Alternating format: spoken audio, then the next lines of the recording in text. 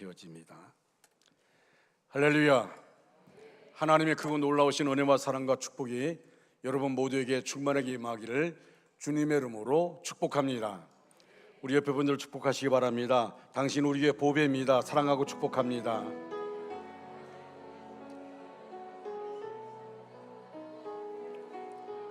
좋으신 하나님 찬양합니다.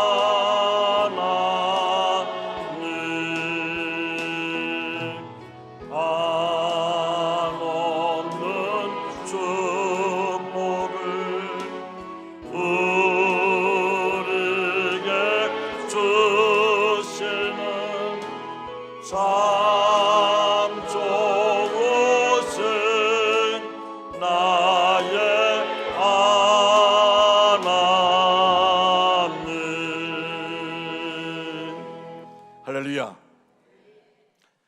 말라기의 문자적 의미는 나의 사자, 나의 천사라는 뜻입니다. 이것이 선지자의 이름을 뜻하는 것인지 아니면 하나님께서 보내신 천사를 의미하는 것인지 모릅니다. 어쨌든 말라기서는 구약 시대의 마지막 선지서입니다. 이스라엘 백성들은 죄를 지어서 바벨론의 포로가 되었습니다. 70년 동안 포로 생활을 하였는데 하나님께서 은혜를 주셔서 BC 539년에 페르시아의 왕인 고레스가 칙령을 발표했습니다. 하나님께서 고레스의 꿈에 말씀하셨습니다. 내 백성 이스라엘을 해방시켜라. 그리고 내 백성이 예루살렘에 돌아가서 성전을 지을 수 있도록 필요한 것을 공급해 주라는 이 말씀이 고레스 왕의 꿈에 말씀한 겁니다. 이렇게 계시하셔서 그래서 돌아갈 수 있게 된 것입니다.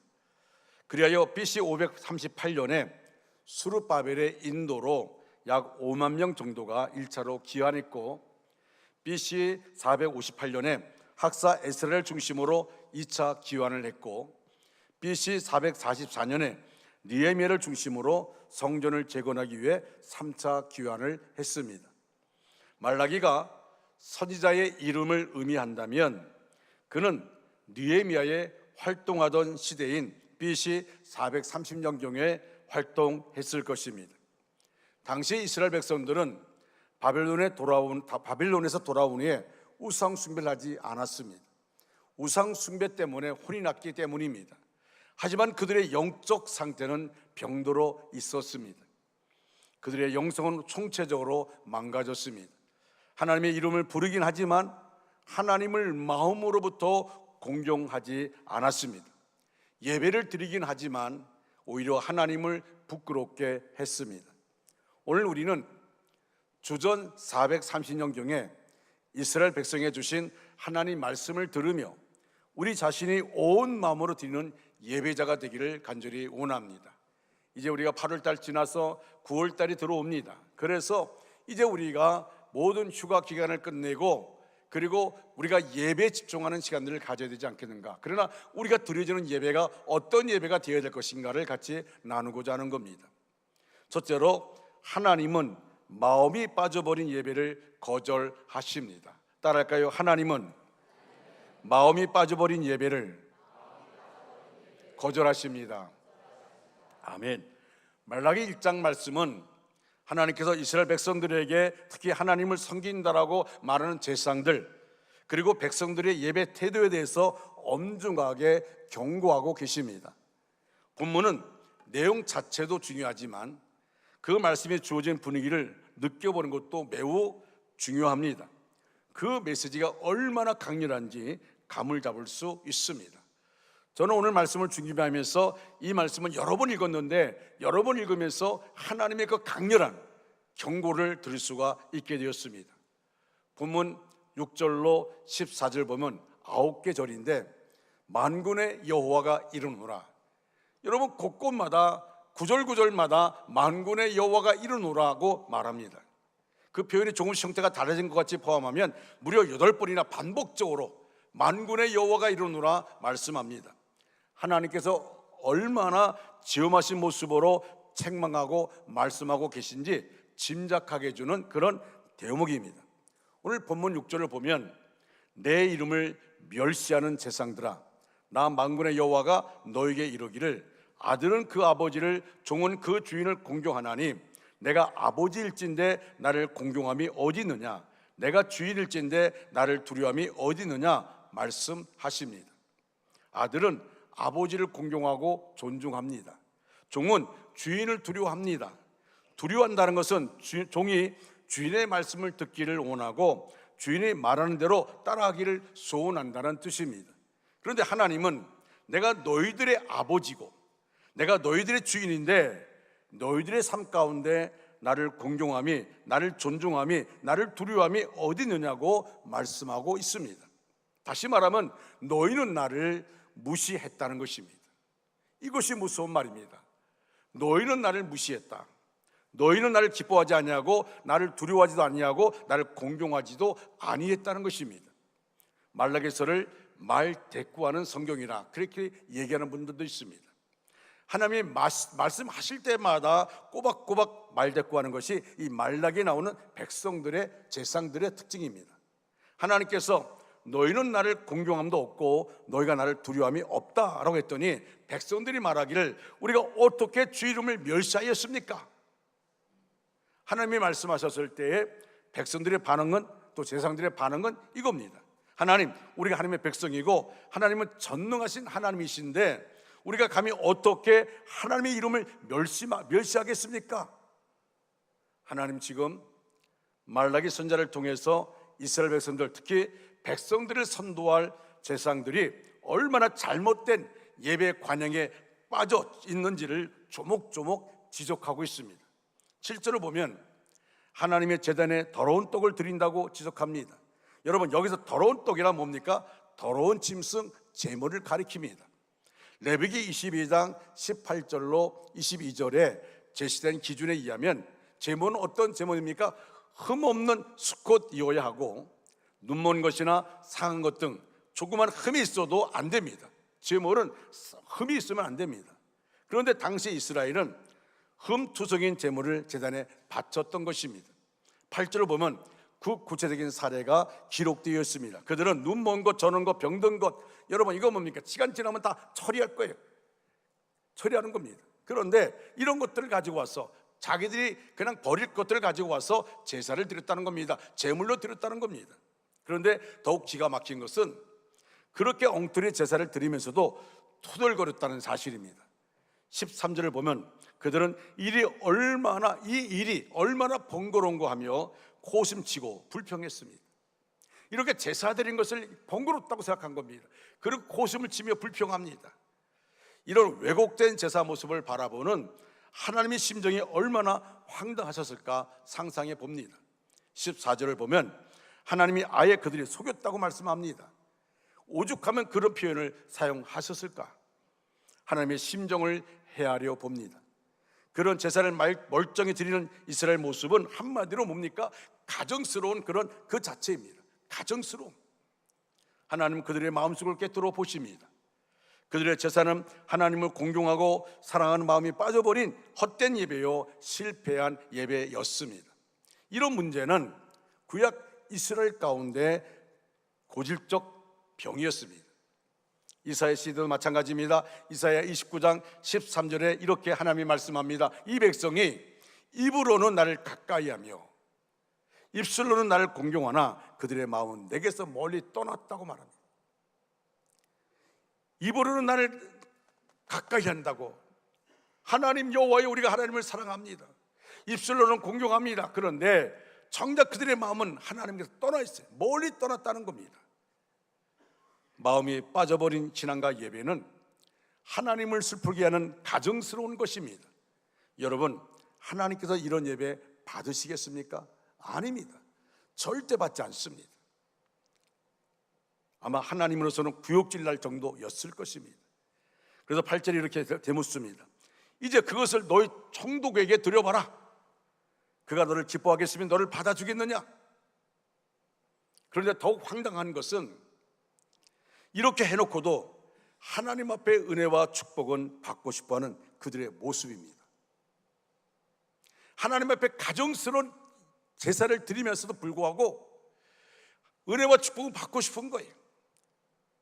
구절을 보면 그런 모습을 보며 하나님께서 탄식하며 말씀한 것이 바로 9절 말씀입니다. 여러분, 9절 말씀 우리 다 같이 읽겠습니다. 만군의 여호와가 이르노라. 너희는 나 하나님께 은혜를 구하면서 우리를 불쌍히 여기소서 하여 보라. 너희가 이같이 행하였으니 내가 너희 중 하나인들 받겠느냐. 구약 이스라엘 실패 원인이 바로 이겁니다. 그들은 겉으로 볼 때 늘 예배를 드렸습니다. 그러나 그것은 형식적인 예배요, 외식적인 예배, 타성에 젖은 예배, 억지로 하는 예배, 성의가 없는 예배였습니다. 한마디로 하나님이 받을 수 없는 가증스러운 예배였고 그들은 철저히 예배 실패자였습니다. 결국 하나님이 그들의 예배를 거절하시고 그들 자신조차 예배를 드리는, 제사를 드리는 그들 자신조차 하나님이 거부하십니다. 따라서 하나님과 관계가 어그러졌고 하나님의 은혜와 축복은 임하지 않았습니다. 마침내 그들은 망할 수밖에 없었던 것입니다. 하나님의 호통 소리를 들어보십시오. 10절 말씀, 10절을 다 같이 읽겠습니다. 시작. 만군의 여호와가 이르노라. 너희가 내 제단 위에 헛되이 불사르지 못하게 하기 위하여 너희 중에 성전 문을 닫을 자가 있었으면 좋겠도다. 내가 너희를 기뻐하지 아니하며 너희가 손으로 드린 것을 받지도 아니하리라. 아멘. 하나님의 호통 소리죠. 내가 너희를 기뻐하지 아니하며 너희가 손으로 드린 것을 받지도 아니하리라. 하나님에게 거부당한 인생이 어떻게 잘 살 수 있겠습니까? 결국 구약 이스라엘은 비극적인 멸망을 맞이하게 됩니다. 두 번째로 하나님이 받으시는 예배는 온 마음을 드리는 예배입니다. 따라할까요? 하나님이 받으시는 예배는 온 마음을 드리는 예배입니다. 할렐루야. 말라기 선자는 이스라엘이 실패할지라도 하나님이 장차 오실 메시아 곧 예수 그리스도를 통해 새 백성을 일으키실 것을 예언합니다. 그들은 비록 이방인이었지만 영적으로는 아브라함의 후손인 새 이스라엘입니다. 말라기는 그들이 하나님 앞에 온전한 예배를 드릴 수 있을 것으로 예언합니다. 그 중에 하신 말씀이 바로 11절 말씀입니다. 여러분 11절 말씀을 같이 읽겠습니다. 만군의 여호와가 이르노라. 해 뜨는 곳에부터 해 지는 곳까지의 이방 민족 중에서 내 이름이 크게 될 것이라. 각 처에서 내 이름을 위하여 분향하며 깨끗한 제물을 드리니 이는 내 이름이 이방 민족 중에서 크게 될 것임이니라. 아멘. 여기서 깨끗한 제물이란 예수님의 십자가 보혈로 깨끗하게 된 성도들 자신을 가리킵니다.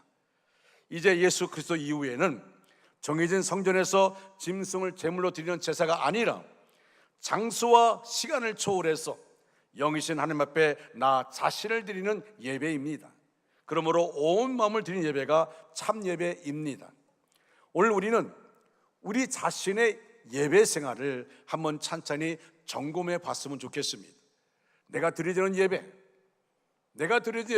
우리의 예배가 아니라 나 자신이 드려지는 예배가 어떤 예배인가를 점검해 봐야 합니다. 나는 과연 예배 순서마다 마음을 담아 드리는가? 우리는 마음을 드리는 예배를 위해서 무엇보다 우리의 의식을 바꿀 필요가 있습니다. 특히 예배를 본다는 말을 하는 분들이 있습니다. 목사님 오늘 내가 예배 보러 왔어요. 그 말은 예배 기본 정신에서 한참 벗어난 것입니다.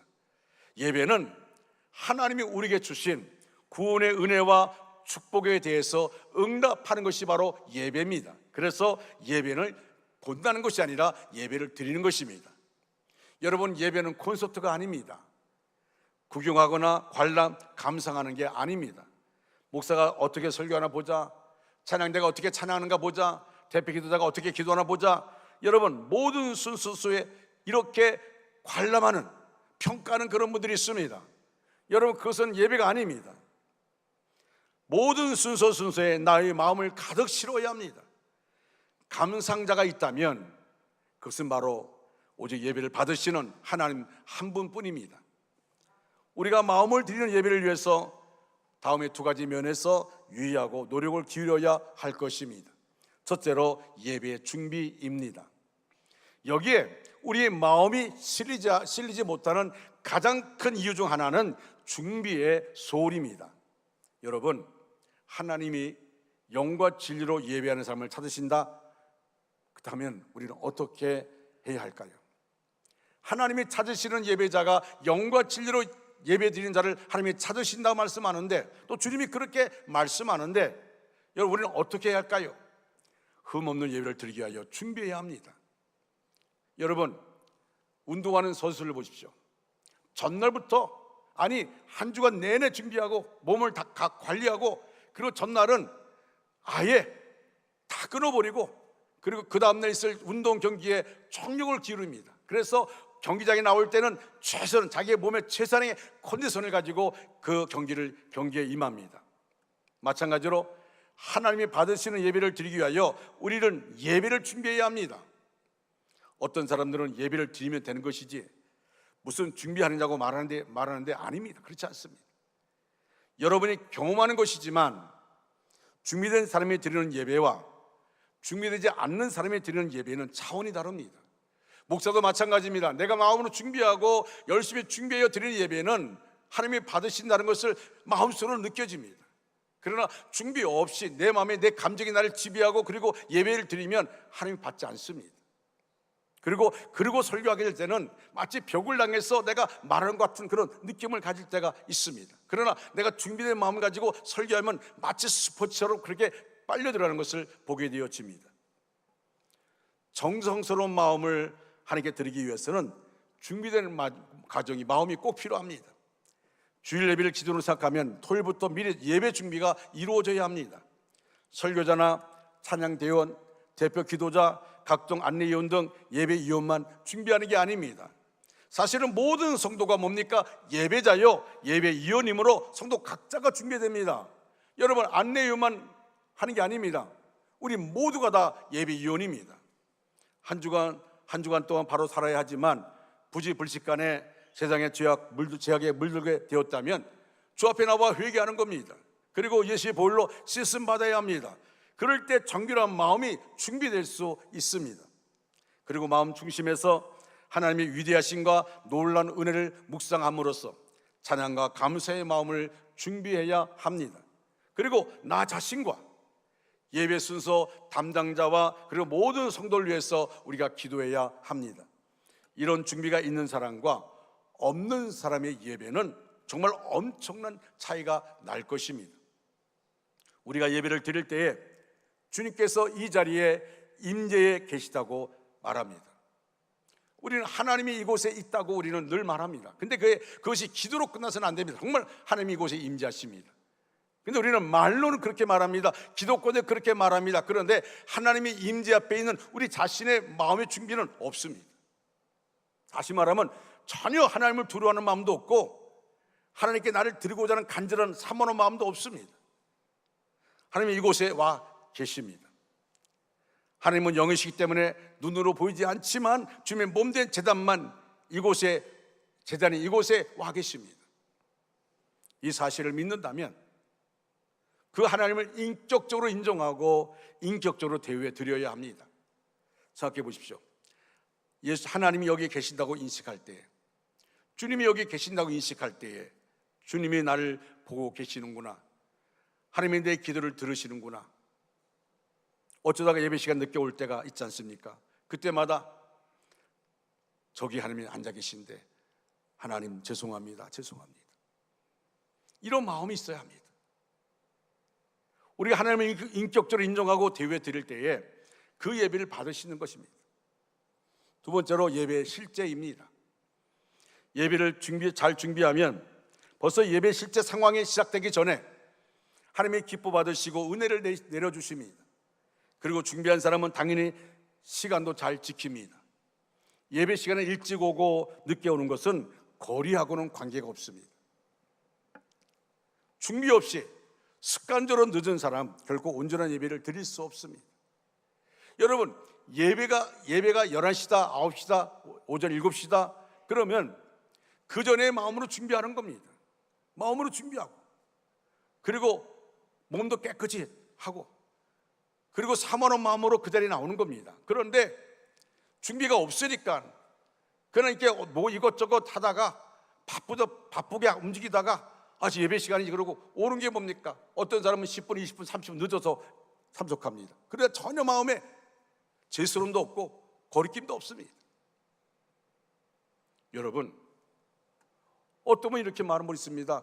목사님, 제가요 교회 시간에 나와 있는 것 자체도 감사하시기 바랍니다. 무슨 소리예요? 나를 위해 나를 위해 오는 겁니까? 하나님이 그것을 보고 뭐라 얘기할까요? 가증스럽다 하는 겁니다. 저가 나를 인식하지 못하는구나, 저가 나를 무시하는구나. 여러분, 하나님 앞에 나올 때 우리 마음의 자세가 어떤 자세냐 하는 겁니다. 그리고 자리에 앉는 위치나 자세도 중요합니다. 마음을 집중할 수 있는 자리에 앉아야 됩니다. 사람마다 다르지만 앞자리에 앉는 게 좋습니다. 흔히 교회에서 보면요, 뭐 수요예배 또는 다른 예배 보면 앞자리는 다 비어 있어요. 다 지자리에 가서 앉아 있어요. 여러분, 앞자리에 앉는 이유가 뭔지 아십니까? 그냥 집중하는 시간을 갖기를 원하는 겁니다. 집중하는 시간. 또 매 순서마다 긴장감을 갖고 임해야 됩니다. 우리 교회는 방송실에 있는 분들이 제일 긴장합니다. 여러분, 오늘도 보면 모든 순서, 자막 띄우는 것 또는 마이크, 모든 것 다 방송실에서는 모두가 긴장하면서 이 시간에 임합니다. 정말 미안하기도 하고 감사하기도 합니다. 그분들은 우리가 예배를 잘 드릴 수 있도록 그렇게 섬기고 있습니다. 항상 긴장되어 있는 몸으로 섬기고 있습니다. 그런데 안타까운 것은 성도들이 말로 상처를 주는 겁니다. 제발 수고한다고 격려할지언정 상처를 주지 말기를 바랍니다.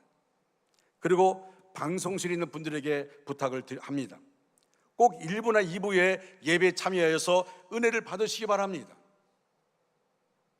그냥 3부 예배 나와서 3부 예배 방송하게 되면 은혜 없이 하게 됩니다. 그러면 마음에 상처가 들게 돼 있습니다. 은혜 받지 못하면 감당할 수 없습니다. 여러분, 목사도 은혜 없으면 감당할 수 없습니다. 마찬가지로 교회 이곳저곳에서 봉사하는 분들도 은혜 없으면 감당할 수 없습니다. 사랑하는 성도 여러분, 정말 방송실뿐만 아니라 모든 성도들이 딴 생각을 한다든지 다른 일을 하면 그 예배는 실패하기 일쑤입니다. 그리고 봉사자들은 생각이 흐트러지지 않도록 주의해야 합니다. 예배 시간에도 봉사하는 것을 생각하거나 이런저런 것으로 방해받으면 곤란합니다. 그러므로 봉사자는 될 수 있는 대로 1부나 2부 예배를 드리면 좋습니다. 아무 방해받지 않고 온전한 예배를 드리는 후에 봉사하면 최선의 봉사가 될 것입니다. 특히 헌금에도 최선을 다해야 합니다. 헌금은 나를 드리는 시간입니다. 나의 삶을 드리고 나의 시간을 드리고 나의 물질을 드리는 것이 바로 예배입니다. 그리고 분량은 개인마다 다르지만 많든 적든 반드시 그 속에 마음을 담아야 합니다. 나의 희생이 있는 예배, 내가 희생이 되어질 때 이것이 주님이 기뻐하시는 예배라는 것입니다. 이렇게 예배 준비 과정이나 실제에 있어서 마음을 드릴 때에 우리는 예배의 승리자가 됩니다. 또한 그럴 때에 하나님이 기뻐 받으시고 은혜를 풍성히 부어주십니다. 여러분, 사무엘상 2장 30절을 보면 아주 중요한 말씀이 나옵니다. 저도 이 말씀을 듣고 떨림으로 이 말씀을 봅니다. 여러분, 예배에 실패한 엘리 제사장에게 주신 하나님의 말씀입니다. 나를 존중히 여기는 자는 내가 존중히 여기고 나를 멸시하는 자를 내가 경멸히 여기리라.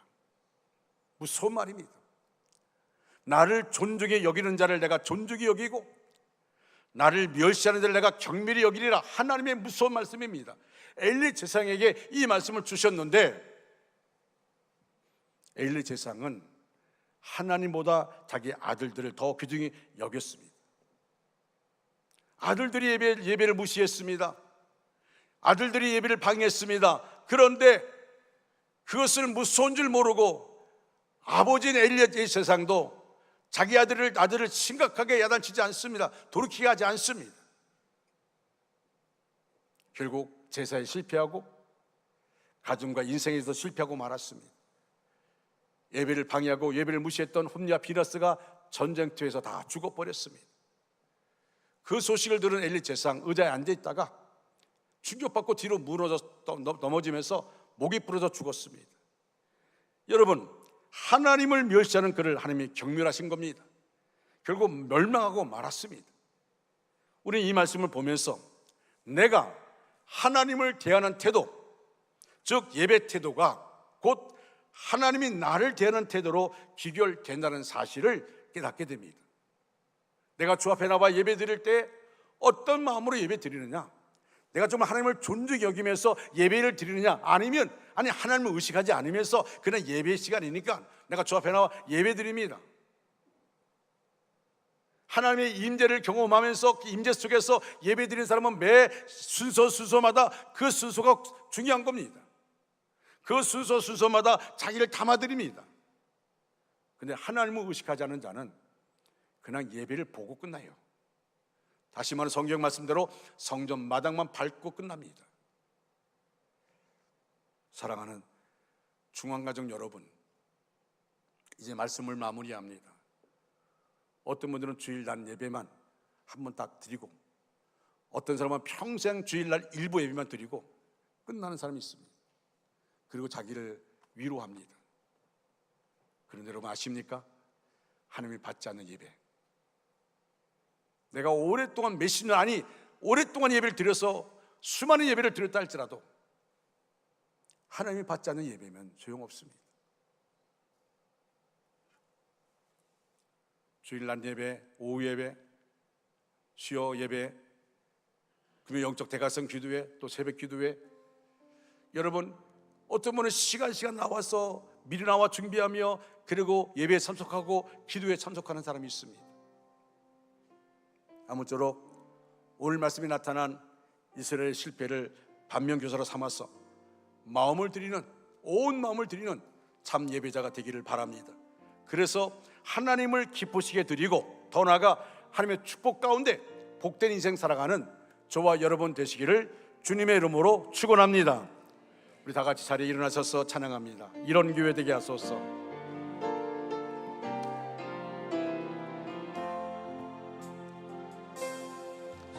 진정한 예배가 숨쉬는 교회, 주님이 주인 되시는 교회, 믿음의 기도가 쌓이는 교회, 최고의 찬양을 드리는 교회, 말씀이 살아 움직이는 교회, 성도의 사랑이 넘치는 교회, 성김과 헌신이 기쁨이 되어 열매 맺는 아름다운 교회,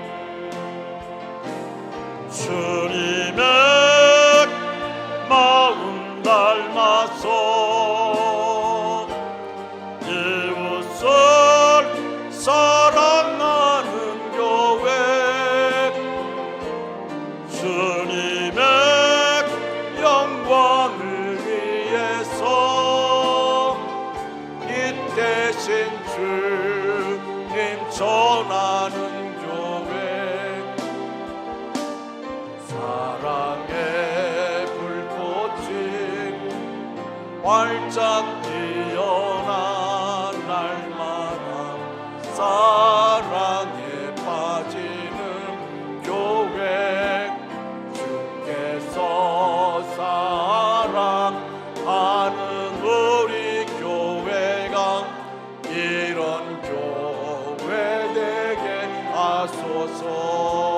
주님의 마음 닮아서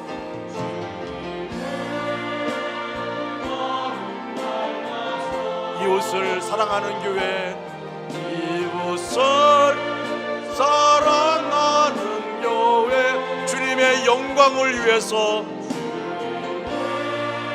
영광을 위해서 빛 대신 주님 전하는 교회,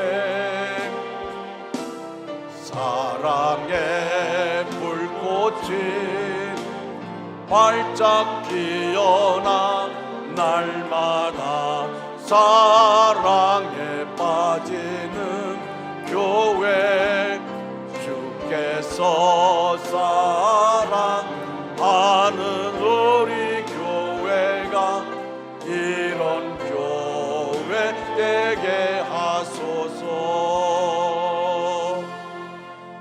지금은 우리 구주 예수 그리스도의 은혜와 하나님 아버지의 극진하신 사랑하심과 성령님의 감화 감동 내지로 충만 역사하심이 우리 전체 위에, 우리의 가정과 생업과 사업과 학업 위에, 원주 땅과 대한민국 위에 이제로부터 영원토록 함께 하시기를 간절히 축원하옵나이다. 아멘.